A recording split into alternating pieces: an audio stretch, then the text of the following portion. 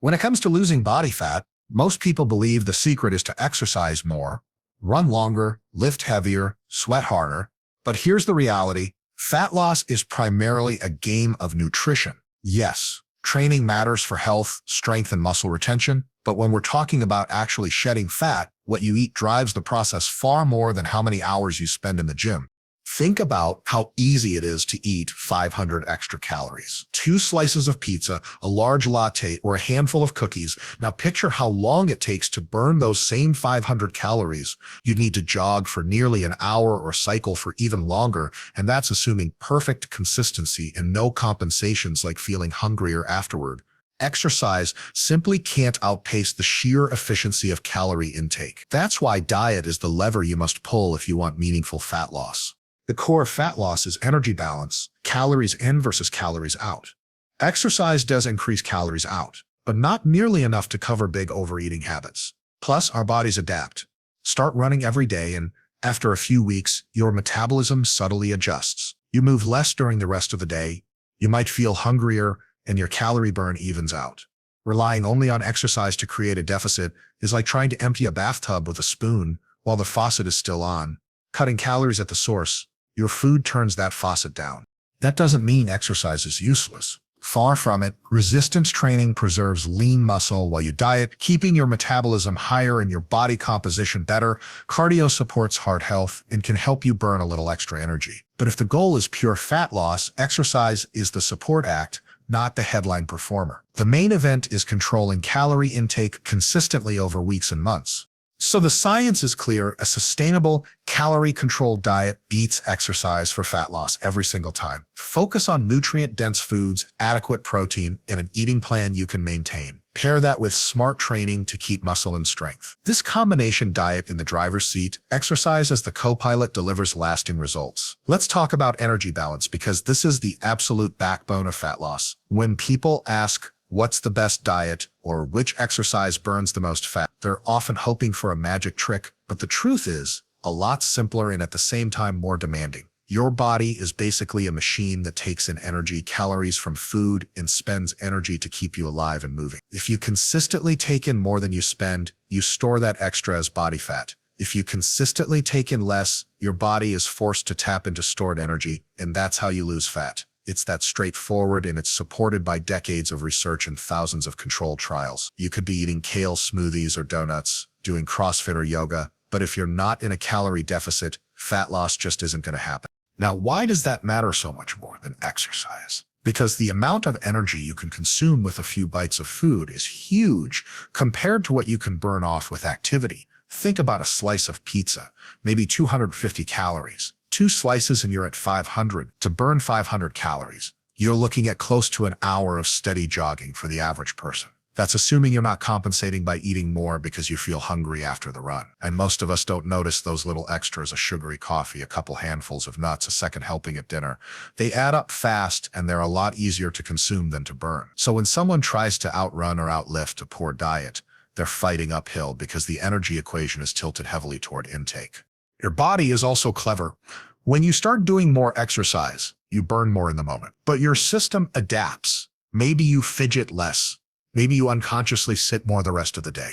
Maybe your hunger hormones ramp up so you snack a little more without thinking about it. All of those subtle changes chip away at the calorie deficit you thought you were creating. This is why people will weigh, "I started running 5 times a week," and the scale barely moved. They assume their workouts are torching fat, but their bodies are quietly adjusting, and if their food intake isn't dialed in, nothing changes. That's why controlling what goes in is the lever with the most power.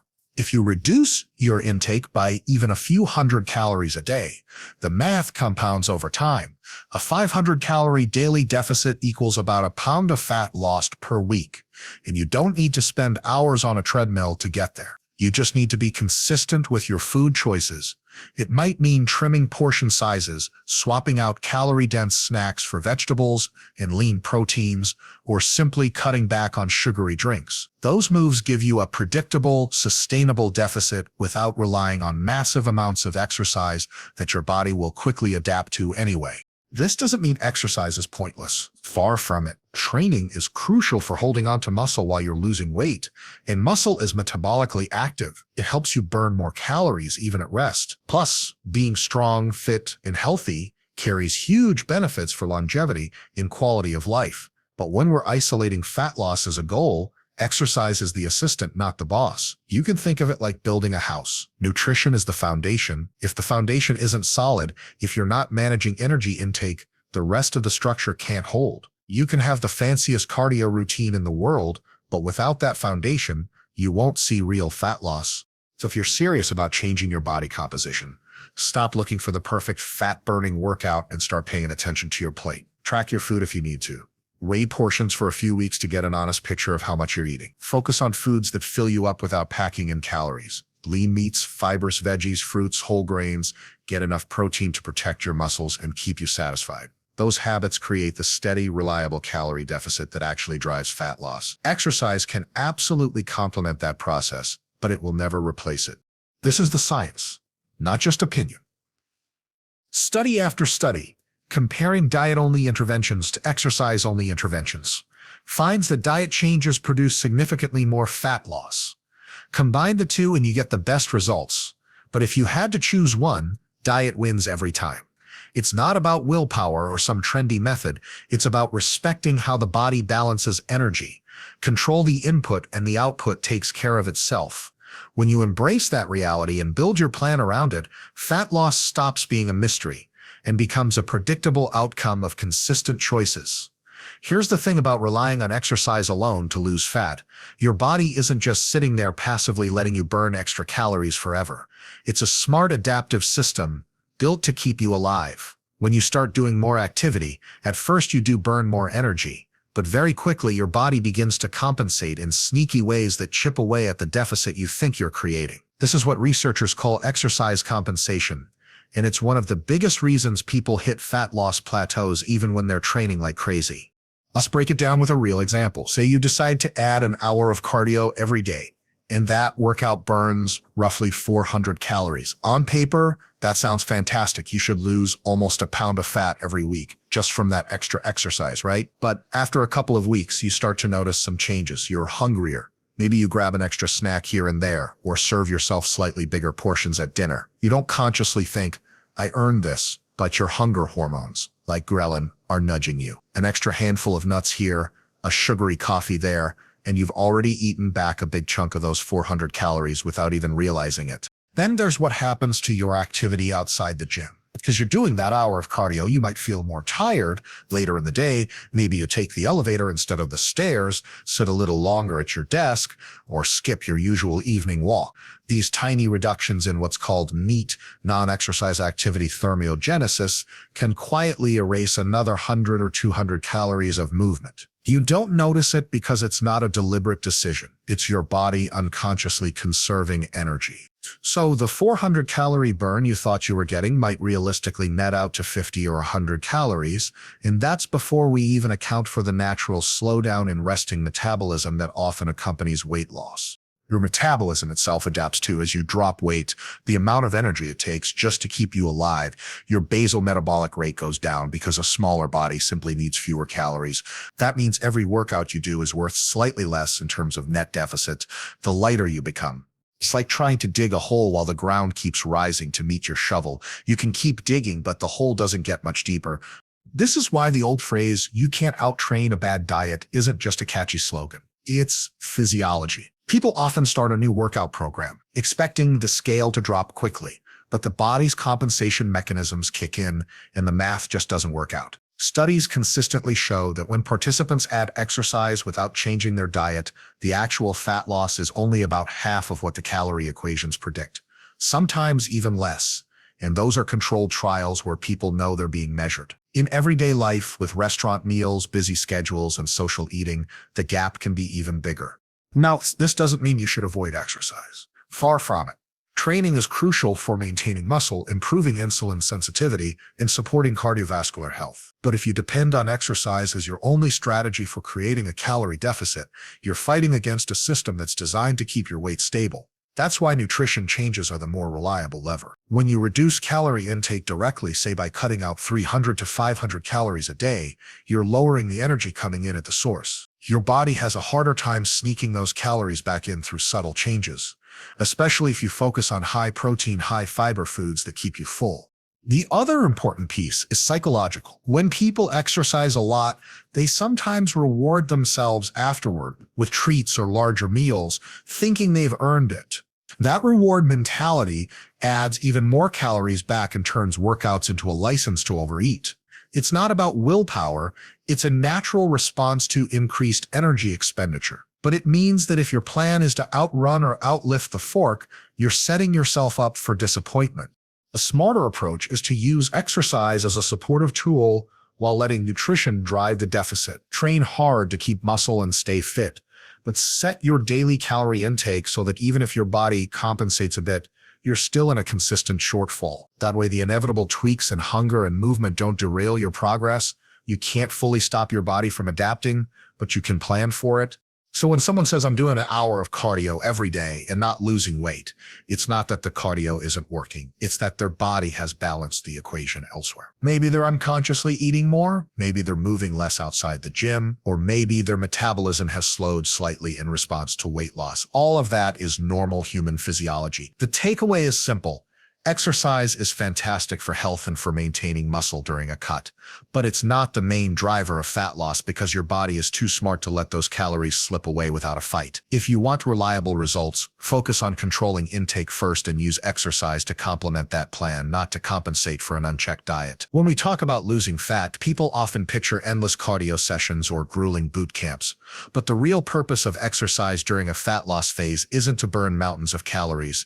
It's to hold on to the muscle you've built and keep your body healthy while you're eating less. Think of it like this. When you're in a calorie deficit, your body doesn't just pull energy from fat stores. It's also perfectly happy to break down muscle tissue for fuel if you give it a reason to. That's where smart training comes in. Resistance work sends a loud, clear signal to your body that says, hey, this muscle is needed, don't burn it. Without that signal, a large portion of the weight you lose can come from muscle, and that's the last thing you want if your goal is to look lean, feel strong, and keep your metabolism humming. This is a critical distinction. People sometimes believe that cardio is the king of fat loss because it directly burns calories while you do it. Sure, you can see the numbers climb on the treadmill display, but those calories aren't the real reason you exercise during a diet. Calories burned in a single session are a drop in the bucket compared to the deficit you can create by eating slightly less. The true power of training is what it protects, your lean mass. Every pound of muscle you retain not only shapes how you look, but also supports your basal metabolic rate. Muscle tissue is metabolically active. It costs energy just to keep it alive. If you lose muscle along with fat, your resting metabolism slows more than necessary, which makes maintaining your new lower body weight harder over time. So while diet is the lever that drives fat loss, strength training is the insurance policy that keeps that loss high quality. The plan isn't complicated, but it does require intention.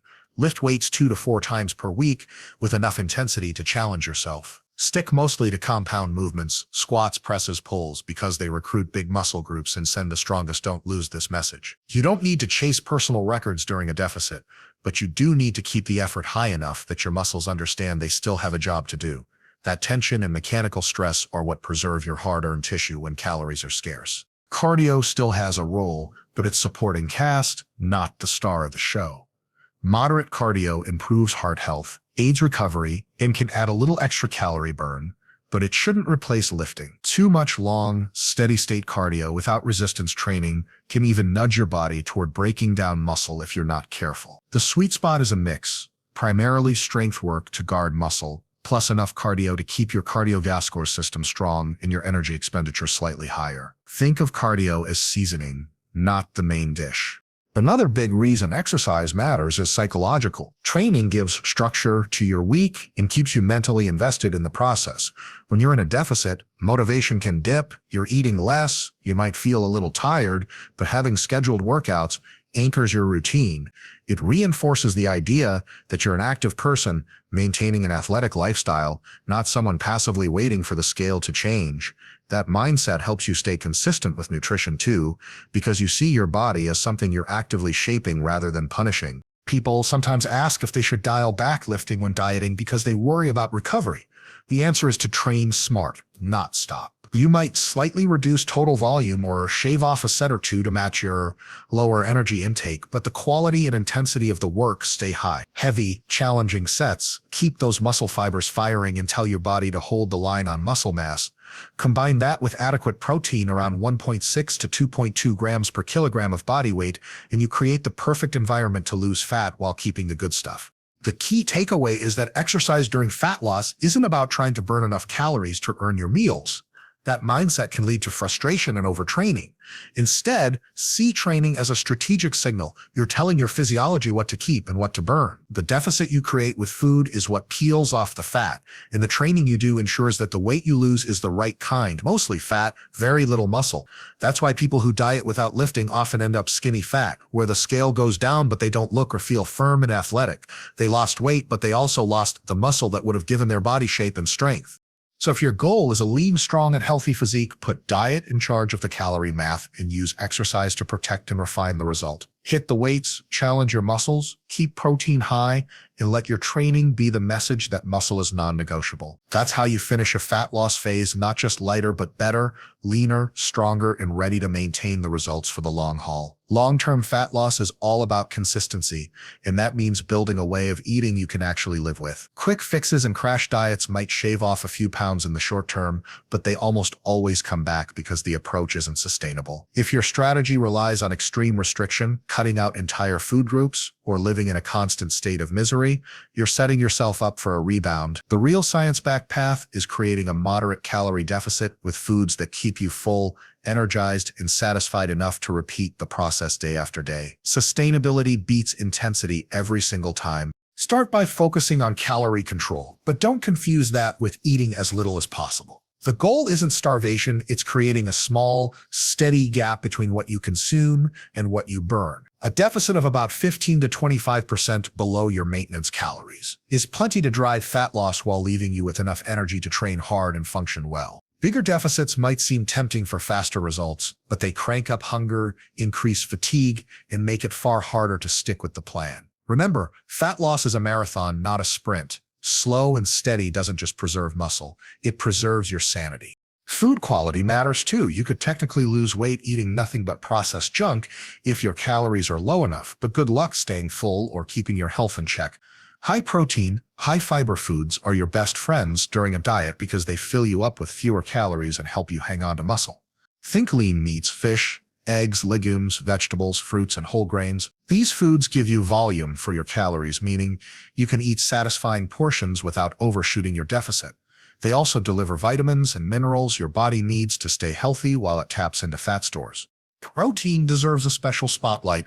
When you're in a calorie deficit, adequate protein, around 1.6 to 2.2 grams per kilogram of body weight, helps protect lean mass and keeps hunger in check. It's the most satiating macronutrient, which means you stay fuller longer, making it easier to stick to your calorie target. Pair that protein with plenty of vegetables and some fruit for fiber and micronutrients, and you've built the core of a diet that supports fat loss without feeling like punishment. Another key is flexibility. Rigidity is the enemy of long-term adherence. You don't need to swear off your favorite foods forever. You just need to fit them into your calorie budget.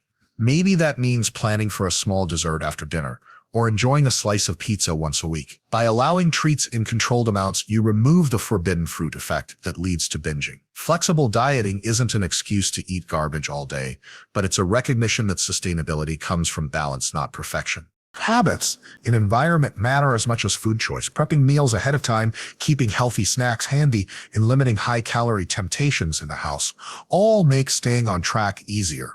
Willpower is finite. Structure beats willpower every time. If the food around you matches your goals, you don't have to fight cravings every second of the day. Likewise, consistent meal timing, eating roughly the same times each day, can help regulate hunger signals and keep you from grazing mindlessly. Don't overlook the mental side of sustainable dieting. There will be days when you're hungrier or the scale doesn't budge. That's normal. Weight fluctuates because of water, glycogen, and sodium, not just fat. The real measure of progress is the trend over weeks and months. Patience is essential. If you expect instant results, frustration will drive you off course.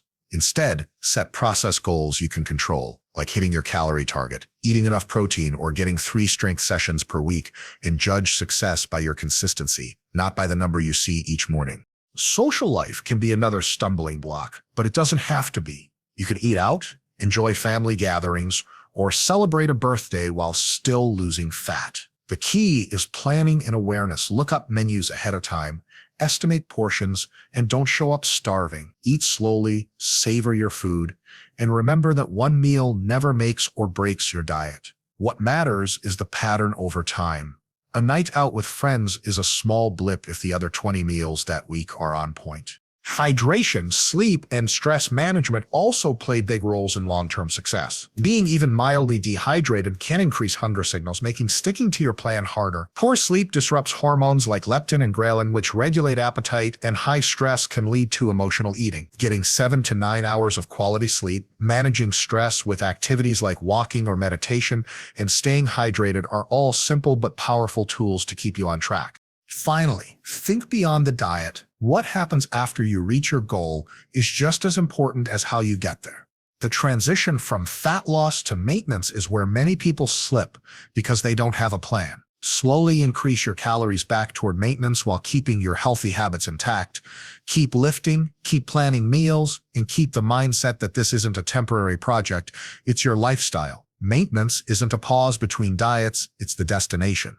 Sustainable fat loss isn't about heroics, it's about building a structure you can repeat when motivation is low and life gets busy. A moderate calorie deficit, high-quality foods, adequate protein, flexibility for treats, smart habits, and patience. These aren't flashy tactics, but they work every time because they respect human physiology and psychology. When you embrace that, you stop chasing quick fixes and start building results that last for years, not weeks.